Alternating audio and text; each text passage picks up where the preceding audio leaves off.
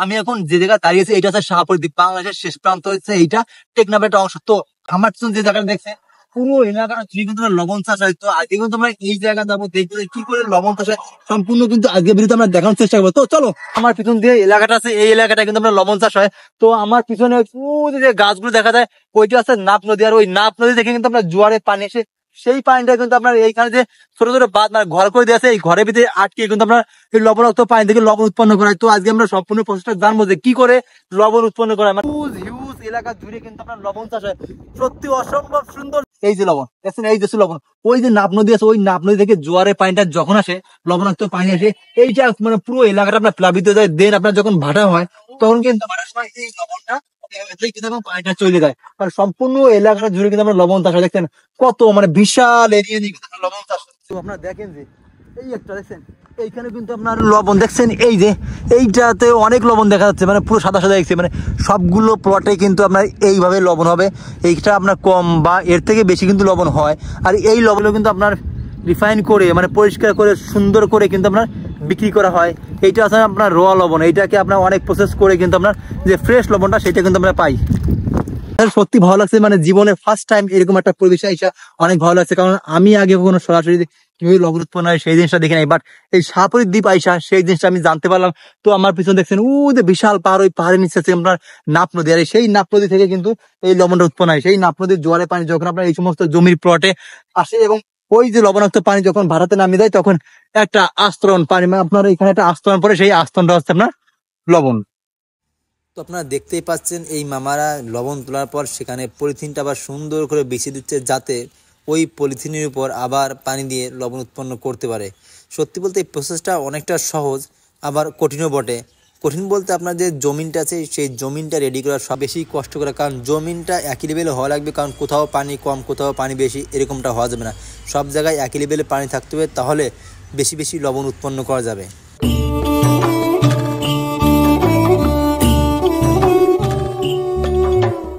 আপনারা দেখতে পাচ্ছেন যে বিশাল বড় এরিয়া নিয়ে কিন্তু লবণ চাষ হচ্ছে, আর এইটা হচ্ছে শাহপুর দ্বীপ, যা কিনা বাংলাদেশের শেষ প্রান্ত অবস্থিত এবং টেকনাফের একটা অংশ।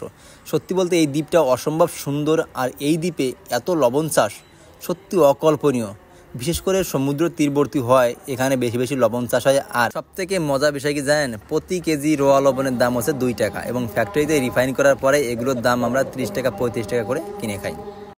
আসলে এত লবণ দেখে আমার ইচ্ছা করলো যে ওই ছোট ভাইয়ের কাজে একটু শরিক হই, তাই আমিও নামিয়ে পড়লাম এবং নিজ হাতে লবণটা ছোট ভাইয়ের ঝুড়িতে তুলে দিলাম। সত্যি অসাধারণ একটা অনুভূতি, অসাধারণ একটা এক্সপিরিয়েন্স, কারণ লাইফে ফার্স্ট টাইম এই ধরনের এক্সপিরিয়েন্স করলাম। আসলে এইটা জীবনে আমার অনেক মনে থাকবে, আর এই শাহপুর দ্বীপটা জীবনে আমার অনেক মনে থাকবে, কারণ সত্যি অসাধারণ একটা দ্বীপ। আর এই দ্বীপে এইভাবে লবণ তুলতে পেরে আসলে নিজেকে ধন্য মনে হচ্ছে, কারণ এর আগে লবণ চাষ আমার লাইফে আমি কখনোই দেখি নাই, এইটাই আমার প্রথম। সত্যি তাই একটা অসাধারণ এক্সপিরিয়েন্স হলো লাইফে। আমার কি লবণ পাইছেন? এটা কি? এটা কাপড়। কেমন পাইছেন লবণ? অনেক পাইছেন? আপনার জমি কোনটা?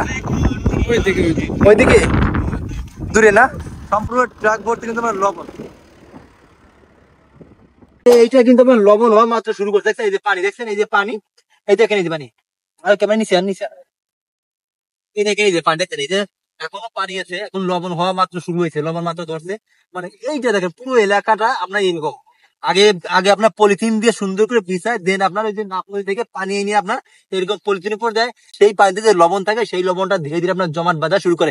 এইটা কিন্তু আমরা শুধুমাত্র এই শীতকালে এইভাবে লবণ চাষ হয়, বর্ষাকালে কিন্তু আপনার এই অঞ্চলটা সম্পূর্ণ কিন্তু প্লাবিত থাকে, সম্পূর্ণ মানে এই অঞ্চলটা তলিয়ে যায়, যার কারণে কিন্তু বর্ষাকালে এখানে আমরা লবণ চাষ হয় না। তো আসলে সত্যি বলতে খুব একটা মানে অনেক একটা ভালো এক্সপিরিয়েন্স। আমি জীবনে কখনো এইভাবে লবণ চাষ দেখে নাই। শুধু শুনছি যে সমুদ্রের পানিতে লবণ চাষ হয়, লবণ চাষ হয়, এটা শুনছি, বাট কখনো দেখা হয়নি। আজকে সত্যি দেখে অনেক ভালো লাগছে, আসলে অন্যরকম একটা এক্সপিরিয়েন্স। তারপরে বাংলাদেশের শেষ প্রান্তে শাহপুর দ্বীপ, আপনি ভাবেন যে শাহপুর দ্বীপ মানে অসম্ভব সুন্দর একটা দ্বীপ, শাহপুর দ্বীপ। এই দেশে দেখেন এইটাও কিন্তু আবার লবণ তৈরিতে বিশেষ ভূমিকা রাখে। এই যে মাটি আছে, এই দেখেন মাটি, এই মাটিকে লেভেল করার জন্য কিন্তু আপনার এইটা দোয়ালনের মতো কাজ করে। এইটা দিয়ে আপনার ডইলা মোটামুটি সমান করে, তারপরে কিন্তু আপনার পলিথিনটা দেয়, পলিথিন দেওয়ার পরে তারপর পানি দেয়, তারপর কিন্তু আপনার লবণ তৈরি হয়। আসলে এই জিনিসটা পাকা রাস্তা করে না, যেমন পাকা রাস্তা ইট বালি সমান করে, এইটা দিয়ে আপনার এইখানে জমিটা লেভেল করে তারপর পলিথিন, নাহলে যদি আপনার এগুলো থাকে তাহলে পানি সব জায়গায় এক লেভেলে যাবে না, আপনার লবণ উৎপাদন কম হবে। তো আমরা যাবো দেখি তো ওইখানে ভাইরা কি করে, আমরা ওইটা এখন দেখতে যাচ্ছি। তারা চলো। তো আপনারা দেখেন এই যে ছোট ছোট ঘরে, এই ছোট ছোট ঘরে কিন্তু এই সমস্ত লবণ চাষ করে, তারা কিন্তু আপনার দিয়ে এই সমস্ত জায়গা তারা রিজার্ভ রাখে, পরে কিন্তু বিভিন্ন জায়গায় কিন্তু এগুলো ডেলিভারি করে দেওয়া হয়। এটা কিন্তু আপনার সম্পূর্ণ লবণে যে এখন চাইলে কিন্তু সুন্দর করে পলিথিন টান দিয়ে এই লবণগুলো কালেক্ট করা যাবে এবং বস্তাবন্দি করা যাবে। বস্তাবন্দি কইরা বাংলাদেশের বিভিন্ন প্রান্তে যেখান থেকে আমরা লবণ রিফাইন ফ্যাক্টরি আছে সেই ফ্যাক্টরি দিয়ে কিন্তু এখন পাঠাই দেওয়া যাবে এই লবণ। দেখছেন এখানে পানির অবশিষ্ট নাই, সব পানি কিন্তু আমরা লবণে পরিণত হয়ে গেছে। এখন কি করবে শ্রমিকরা, এইগুলো তুইলা বস্তাবন্দি করবে এবং বিভিন্ন ফ্যাক্টরিতে পাঠাই দেবে রিফাইন করার জন্য। দেন কিন্তু আমরা চটপট করে সেই লবণ কিন্তু খাইতে পারবো, রান্নার কাজে ইউজ করতে পারবো, বিভিন্ন কাজে আমরা কিন্তু সেই লবণ ইউজ করতে পারবো। তো আমরা এখন ওই যে শ্রমিক ভাই আছে এদের কাছে যাবো, এরা মানে এই লবণ উৎপন্ন করার কি প্রসেস, সেই প্রসেসটা সম্পর্কে আমরা একটু জানবো।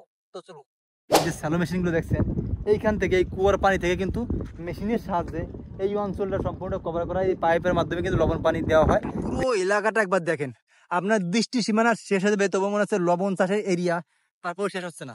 এখানে কিভাবে কি লবণ উৎপন্ন হয় একটু বলবেন আমাদের, আপনারা কিভাবে কি প্রসেসটা করেন, মানে শুরু থেকে শেষটা বলেন তো কিভাবে লবণ উৎপন্ন করেন? এই মানে সাগর থেকে পানি ছেড়ে দিয়েছিল। হ্যাঁ, সাগর থেকে পানি আসে, পানি।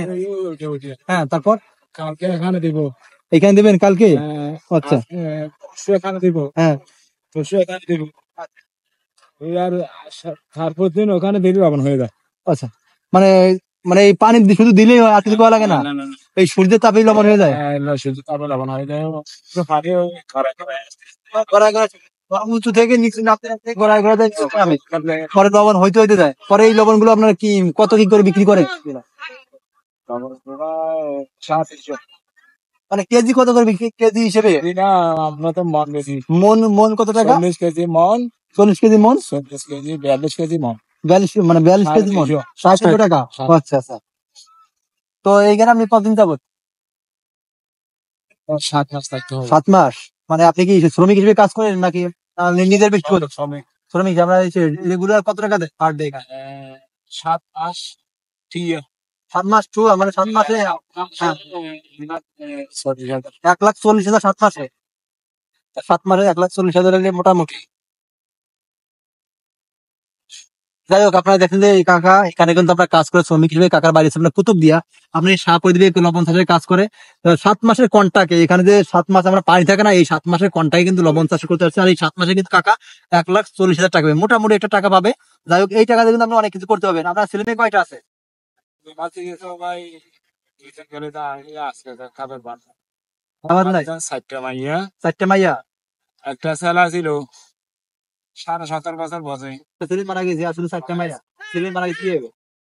ওই সাগরে বল খেলতে গেছে না, ওই এখানে সাগরে পানির মধ্যে বল পড়ছে, বল লওয়ার জন্য লাগছে, চলে গেছে। আমরা 3 ভাইয়ের 3 জন একই বাড়ি, একই সাথে 3 ভাইয়ের 3 জন ডুবে গেছে দূরত।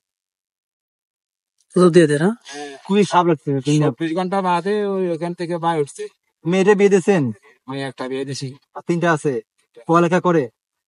আমরা দিতে একটু মেটেরিয়াল খরচ দিতে হবে একটা। যাক, মাশাআল্লাহ মাশাআল্লাহ। যেগুলা মারা গেছে ছেলে, হ্যাঁ, সেগুলা প্রাইমারি ফাঁস করি হ্যাঁ। আবাস খানা দিছি। আবেশ কানা দিছেন? আবাস যাক, ভালো হয়েছে। আবাস হইয়া এবছর এখন চলে যাচ্ছি, বাট যাওয়ার আগে মনটা খুব খারাপ হয়ে গেল যে ওই চাচা, যে চাচাকে ডাকলাম, ওই চাচার আসলে ফ্যামিলিগত অবস্থা খুবই খারাপ। তার এই 5টা ছেলে মেয়ে, 4টা মেয়ে, একটা আছে আপনার ছেলেটা 17 বছর বয়স, সে কিন্তু মারা গেছে। এই কথা বলার সময় চাচা অনেকটা ইমোশনাল হয়ে গেছে, চাচা অনেকটা মানে মানে কেঁদে দিয়েছে যে মানে এরকম একটা অবস্থা। যাই হোক, মানে খুবই খারাপ লাগছে।